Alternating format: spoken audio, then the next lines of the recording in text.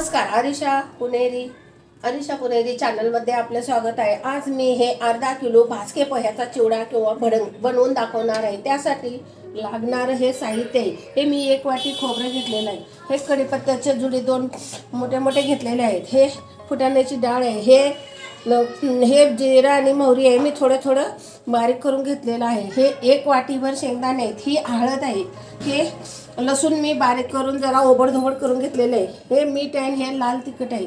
मी आता आपणास माझ्या पद्धतीने तुम्हाला एकदम मस्तपैकी कुरकुरीत असा भडंग करून दाखवणार आहे।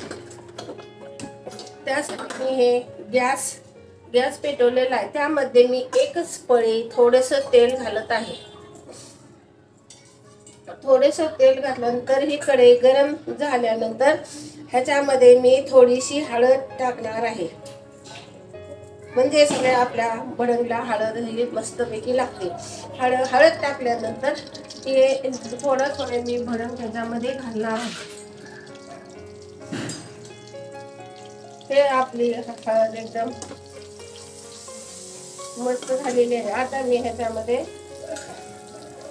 हे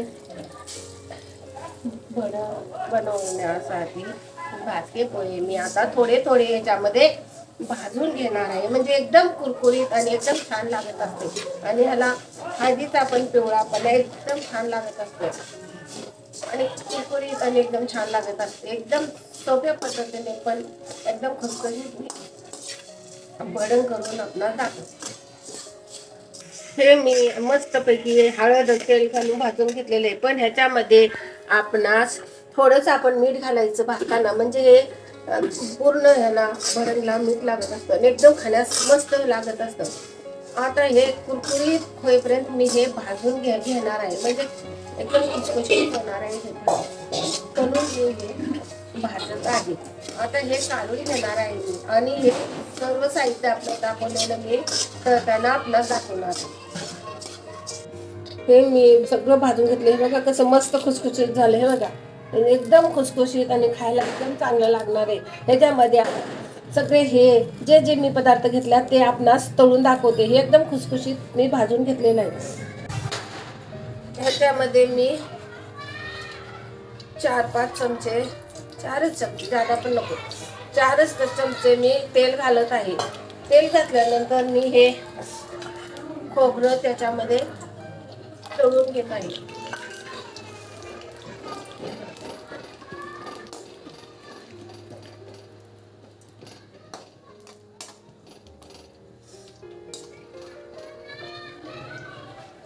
एकदम मस्तपैकी लाल होईपर्यंत आपल्याला तळून घ्यायचं आहे।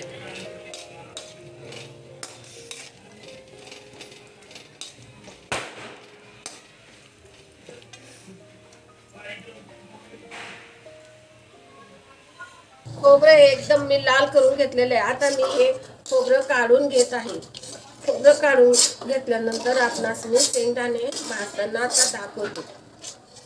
खोबरं सगळं मी काढून घेतलेलं आहे, खोबरं मी ह्याच्यामध्ये घालते। आता मी हे वाटी भरून शेंगदाणे भाजणार आहे। गॅस एकदम गरम आहे, एकदम फास्ट गॅसवर आहे, मी थोडं बारीक करते।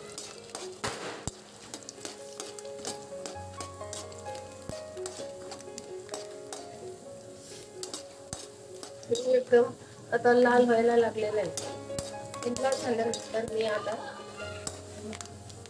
काढणार आहे।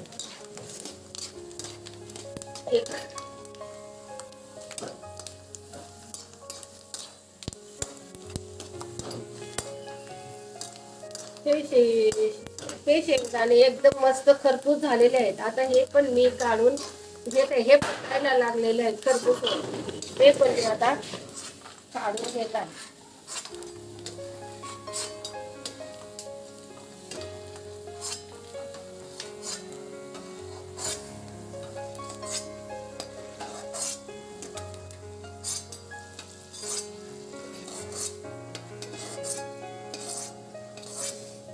ह्याच्यामध्ये मी आता हे पण घालत आहे।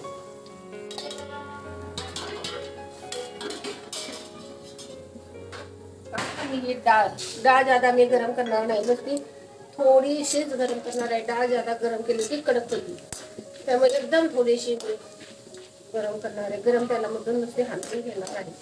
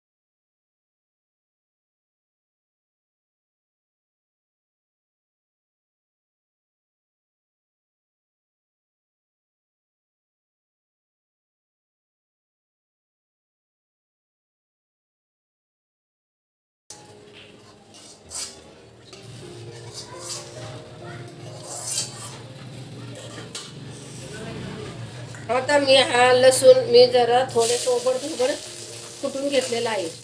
हा लसूण मी एकदम खरपूस करून घेणार आहे, कारण लसूण खरपूस केल्यानंतर आपल्या खाण्यामध्ये येत असतो, नाहीतर आपण त्याला काढून टाकत असतो.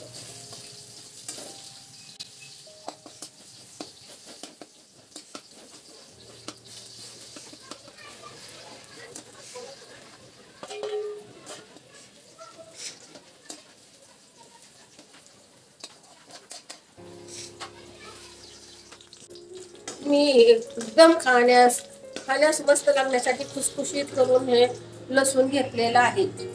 हे लसूण एकदम मी टेचून घेतल्यामुळे हे मला खुसखुशीत करायला एकदम इझी गेलेलं आहे. लसूण माझा खुसखुशीत झालेला आहे.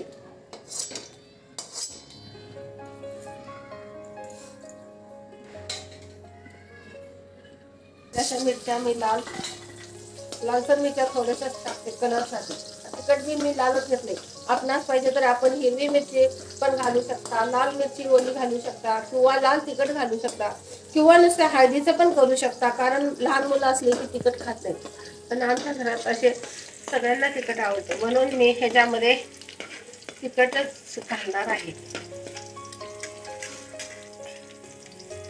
हे पण जरा कुरकुरीत करून घेते, म्हणजे आपल्या तोंडात आलं तरी आपल्याला खाण्यास मस्त लागेल.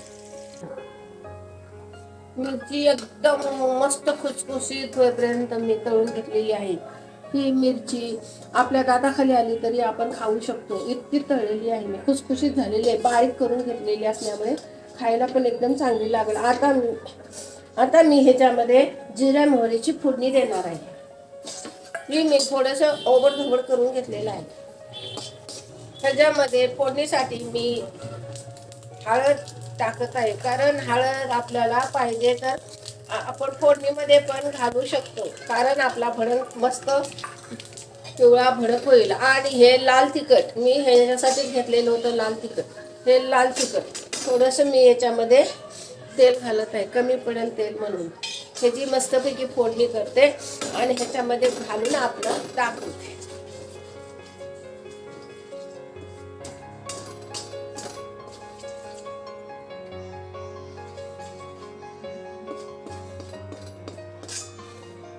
मस्त पैकी एकदम मस्त पैकी झालेलं आहे बघा.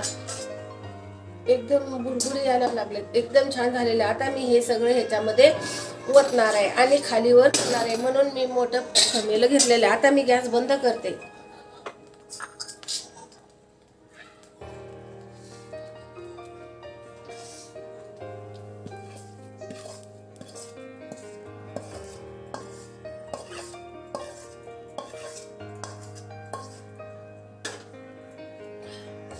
आता मी हे सगळं एकदम मस्त पैकी हलवून घेते.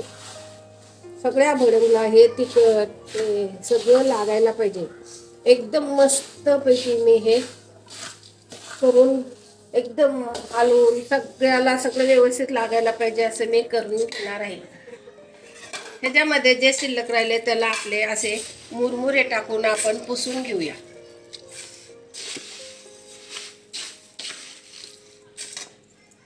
हे खूप गरम आहे.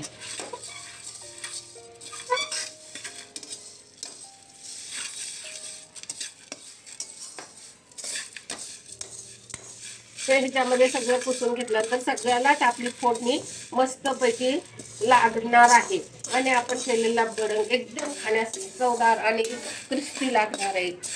एकदम छान. हे सगळं माझं करून झालेलं आहे.